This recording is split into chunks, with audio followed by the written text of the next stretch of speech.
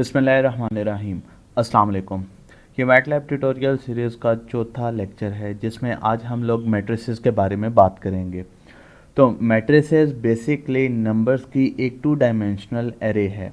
जैसे कि हम लोगों ने एरेज़ के हवाले से बात की थी कि अगर हमें कोई मैटलैब में एरे प्रिंट कराना हो या उसको सेव करना हो तो हम उसके लिए नंबर्स के दरमियान में स्पेस या कॉमा का इस्तेमाल करते हैं।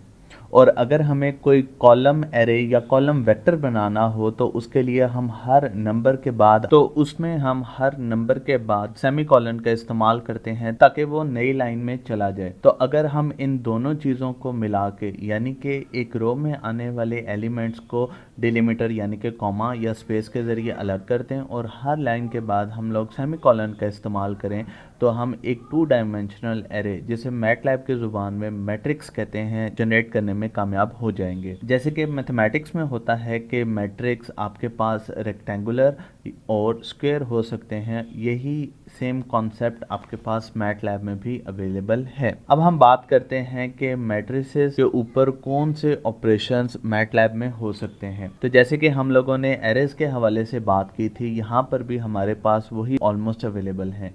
यहाँ पर हम मैट्रिसेस को क्रिएट कर सकते हैं और इनके अलावा बहुत सारे मैट्रिसेस को आपस में मिला के कॉन्कैटिनेट कर सकते हैं। इसके अलावा हम लोग मैथमेटिक्स में अवेलेबल मैट्रिक्स ऑपरेशन या मैट्रिक्स के एलिमेंट ऑपरेशंस या किसी मैट्रिक्स का किसी स्केलर नंबर के साथ ऑपरेशन हम लोग कर सकते हैं। और ये सब कुछ हम अरिथमेटिक ऑपरेटर्स जिनके बारे में हम लोग पहले बात कर चुके हैं उनको लेकर हम लोग इन्हें अरिथमेटिक ऑपरेशंस कर सकते हैं।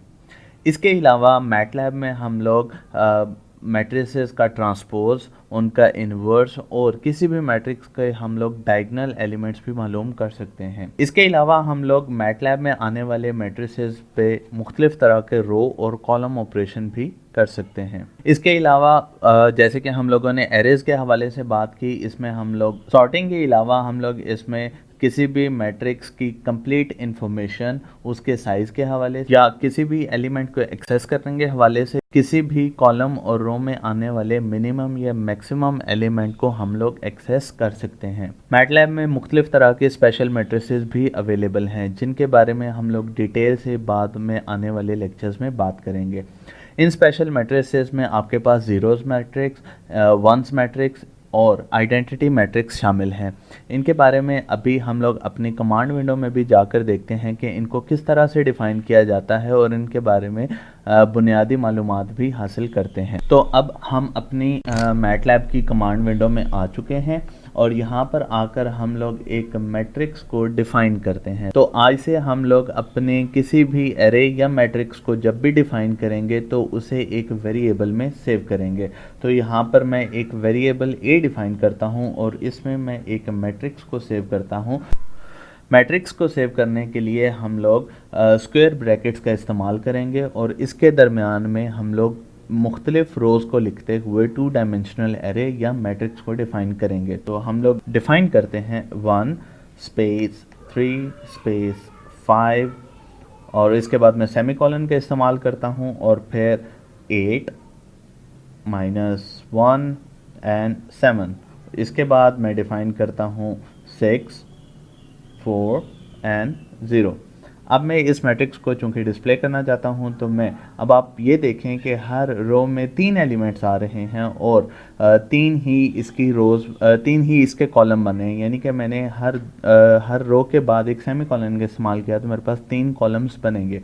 तो जब मैं इसे एंटर करता हूँ तो ये मेरे पास एक टू डायमेंशनल मैट्रिक्स बन चुका है। अब जबकि हम लोगों ने एक 3x3 मैट्रिक्स को जनरेट कर लिया तो अब हम लोग देखते हैं कि अगर हमें कोई एक नंबर सीक्वेंस के हवाले से एक मैट्रिक्स जनरेट करना हो तो उसके लिए हम लोगों को क्या करना पड़ेगा। अब मैं यहाँ पर एक रेक्टेंगुलर मैट्रिक्स को जनरेट करूँगा और उसके ऊपर हम लोग मुख्तलिफ तरह के ऑपरेशंस करेंगे। तो मिसाल के तौर पर मैं यहाँ पर एक बी वेरिएबल मैट्रिक्स के लिए डिफ़ाइन करता हूँ। So B is equal to square brackets और इसके दरमियान में मैं एक इंक्रीमेंट सीक्वेंस लिखूँगा और एक डिक्रीमेंट सीक्वेंस लिखूँगा। मिसाल के तौर पर 1 सेमीकोलन और इसके बारे में हम लोगों ने चूँकि पहले बात की हुई है तो 1 हमारे पास स्टार्टिंग पॉइंट आ गया, 3 डिफरेंस आ गया और इसके बाद मैं डिफ़ाइन करता हूँ 15 तक। तो अब हम लोगों के पास एलिमेंट्स आएंगे 1, 4 एंड ऑनवर्ड। तो अगर मैं इसको लेट्स से डिफरेंस मैं यहाँ पर 2 कर देता हूँ, तो इसके बाद अब हमारे पास 1, फिर 2 का डिफरेंस तो 4, फिर 2 का डिफरेंस तो हमारे पास 7, इस तरह के एलिमेंट्स आएंगे। इसके बाद मैं डिफ़ाइन करता हूँ लेट्स से 16 सेमीकोलन 16 कॉलन, इसके बाद मैं डिफ़ाइन करता हूँ -2 का डिफरेंस और मैं चला जाता हूँ 2 तक। तो मेरे पास अब मैंने थोड़ी सी अपनी आसानी के लिए मैंने यहाँ पर एलिमेंट्स करीब करीब में लिए हैं ताकि मुझे डायमेंशंस का इशू ना आए। तो जो पहली रो में आने वाला नंबर सीक्वेंस है वो इंक्रीमेंट में है और दूसरी लाइन में आने वाले नंबर सीक्वेंस डिक्रीमेंट में है। तो जब मैं एंटर प्रेस करता हूँ तो मेरे पास ये एलिमेंट्स के हिसाब से एक मैट्रिक्स जनरेट हो गया। अब इस मैट्रिक्स की अगर मुझे कंप्लीट इंफॉर्मेशन लेनी है तो मैं एक बिल्ट इन कमांड है जो whos के नाम से है, WHOS whos लिखता हूँ। स्पेस देने के बाद मैं कैपिटल B जो मेरा मैट्रिक्स अवेलेबल था मैं उसे प्रेस करता हूँ और एंटर करूँगा तो मेरे पास इसके हवाले से कंप्लीट इन्फॉर्मेशन आ गई। यानी कि नाम उसका क्या है, उसका साइज़ क्या है। साइज़ जैसे कि हम लोग मैथमेटिक्स में लिखते हैं रोज़ इनटू कॉलम होते हैं, यानी कि इसमें 2 रोज़ हैं और 8 कॉलम हैं। इसके अलावा इसने 128 बाइट्स लिए हैं और इसकी क्लास डबल है। अब इसके बाद हम लोग एक नई बिल्ट इन कमांड जो कि हमें साइज़ के हवाले से इंफॉर्मेशन देगी उसको हम यूज़ करते हैं और वो है साइज़। और इसके लिए साइज़ और मैं राउंड ब्रैकेट्स का इस्तेमाल करूँगा और उसके अंदर मैंने अपना मैट्रिक्स बी लिख दिया। सो साइज़ ऑफ बी, तो ये मेरे पास आ गया 2 और 8। लेकिन यहाँ से मुझे कुछ भी क्लियर नहीं हो रहा, तो साइज़ की बिल्ट इन कमांड को यूज़ करने के लिए मैं अब इस इंफॉर्मेशन को 2 नए वेरिएबल्स जो कि रोज़ और कॉलम के हिसाब से होगा उसमें सेव करूँगा, जिससे मुझे इंफॉर्मेशन बिल्कुल क्लियर हो जाएगी। तो मैं स्क्वायर ब्रैकेट्स का इस्तेमाल करता हूँ। इसके दरमियान में अब मैं लिख देता हूँ रोज़ और columns equals size of B. तो अब जो मेरा पहला आंसर यानी कि 2 जो अभी हम लोगों ने डिस्प्ले पर है, ये इंफॉर्मेशन रोज़ में जाके सेव हो जाएगी और 8 कॉलम्स में सेव हो जाएगा, जिससे मुझे क्लियर हो जाएगा कि रोज़ और कॉलम्स कितने कितने हैं। R2 and columns are 8। तो जैसे कि हम लोगों ने एरेज में किया, बिल्कुल इसी तरह से हम मैट्रिसेस में भी मिनिमम और मैक्सिमम एलिमेंट्स को एक्सेस कर सकते हैं। अब हम आते हैं कि अगर हमें किसी मैट्रिक्स में से किसी खास रो या किसी खास कॉलम को एक्सेस करना है तो उसके लिए हम लोग क्या करेंगे। तो मैं मिसाल के तौर पर यहाँ पर अपने मैट्रिक्स ए का पहली रो एक्सेस करना चाहता हूँ, तो मैं लिखूँगा ए और उसके बाद मैं राउंड ब्रैकेट्स का इस्तेमाल करते हुए यहाँ पे लिखूँगा 1 और उसके बाद मैं कॉमा और उसके बाद कॉलन। कॉलन इस्तेमाल होता है फॉर ऑल के लिए। मिसाल के तौर पर जब मैंने इसके इस्तेमाल किया तो अब इस पूरी कमांड का मतलब ये है ए मैट्रिक्स में पहली रो और तमाम कॉलम्स का डाटा एक्सेस करके मुझे बता दो।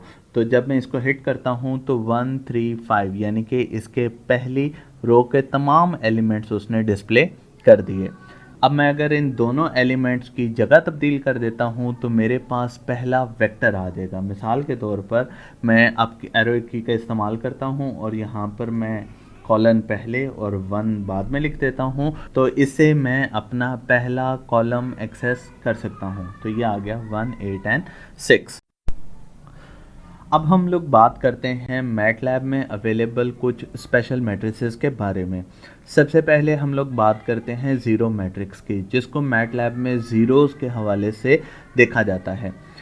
ज़ीरोज़ मैट्रिक्स को हम लोग इस्तेमाल करते हैं जब हमें अपने कोड में या अपने प्रोग्राम में किसी वेरिएबल को इनिशियलाइज़ करना हो और गार्बेज वैल्यूज़ को अवॉइड करना हो, तो हम लोग ज़ीरोज़ मैट्रिक्स का इस्तेमाल करते हैं। तो अब मैं यहाँ पे लिखता हूँ C इक्वल्स ज़ीरोज़ ऑफ, यहाँ पर अगर मैं आगे इसकी राउंड ब्रैकेट्स में 4 लिखूँगा तो यहाँ पर इससे मुराद स्क्वायर मैट्रिक्स जनरेट होगा 4/4 का, जिसके तमाम एलिमेंट ज़ीरो होंगे।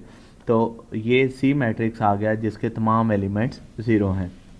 लेकिन अगर मैं सी इज़ इक्वल, सी के बजाय हम लोग यहाँ पर कर लेते हैं D is equal two zeros of let's say 3, 4, तो यहाँ पर दोबारा से वही मुराद होगी कि मैं 3 रोज़ और 4 कॉलम्स का ज़ीरो मैट्रिक्स जनरेट करने जा रहा हूँ। तो जब मैं एंटर को प्रेस करूँगा तो मेरे पास अब ये 3 रोज़ और 4 कॉलम से बना एक ज़ीरो मैट्रिक्स आ गया। इसके अलावा इसी तरह से हम लोग अपनी वंस मैट्रिक्स को भी जनरेट कर सकते हैं।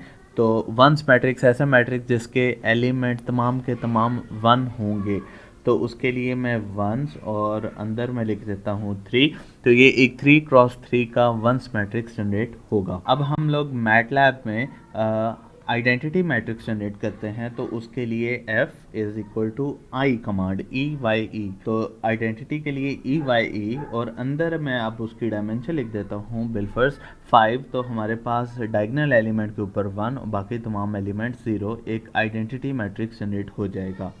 तो ये मेरे पास एक आइडेंटिटी मैट्रिक्स आ गया। अब बात करते हैं कि वो ऑपरेशंस जो कि मैट्रिसेस के हवाले से एसोसिएटेड हैं, यानी कि किसी भी मैट्रिक्स का इन्वर्स, उसका ट्रांसपोज और उसके डायगोनल एलिमेंट्स। तो इसके लिए हमारे पास ए मैट्रिक्स मौजूद है, तो हम लोग अब उसका सबसे पहले ट्रांसपोज लेते हैं, लेकिन उससे पहले हम लोग ए मैट्रिक्स को रिकॉल कर लेते हैं। तो मैं जैसे ही ए लिख के एंटर करूँगा, यहाँ पर मेरे पास अपना पहले से डिफाइन ए मैट्रिक्स डिस्प्ले में आ जाएगा।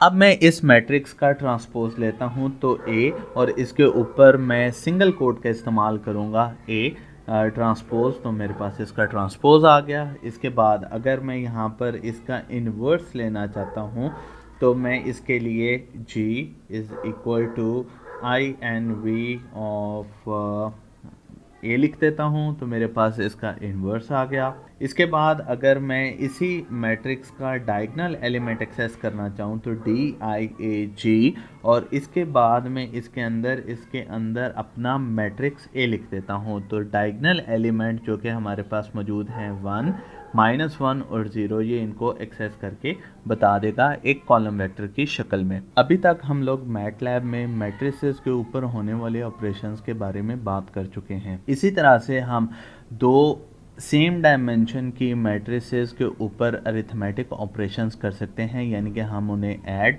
सब्ट्रैक्ट, मल्टीप्लाई और डिवाइड भी कर सकते हैं। तो मैट्रिसेस में डिवीजन से मुराद चूँकि इन्वर्स होता है, तो इन्वर्स मल्टीप्लिकेशन की तरह का हमारे पास कॉन्सेप्ट मौजूद है।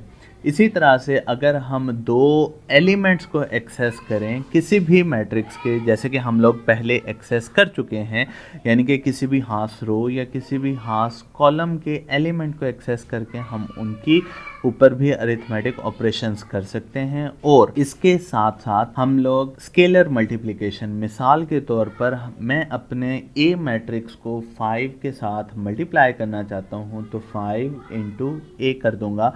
तो ये 5 चूँकि स्केलर है, अब इसने ए के तमाम एलिमेंट्स के साथ जाकर मल्टीप्लाई हो जाना है, और इसको हम आई वेरिएबल में सेव कर देते हैं। तो मेरे पास नया जो आई वेक्टर है उसमें तमाम एलिमेंट्स 5 से मल्टीप्लाई होकर आए हैं। ये था हमारा आज का लेक्चर, जिसमें हम लोगों ने मैट्रिसेस को डिफ़ाइन करना, उनकी बेसिक इन्फॉर्मेशन लेना, उनके ऊपर होने वाले ऑपरेशंस के बारे में बात की। आइंदा आने वाले लेक्चर्स में हम लोग एरेज़ को डाटा पॉइंट्स के तौर पर इस्तेमाल करेंगे और इनकी बेसिक प्लॉटिंग के बारे में बात करेंगे।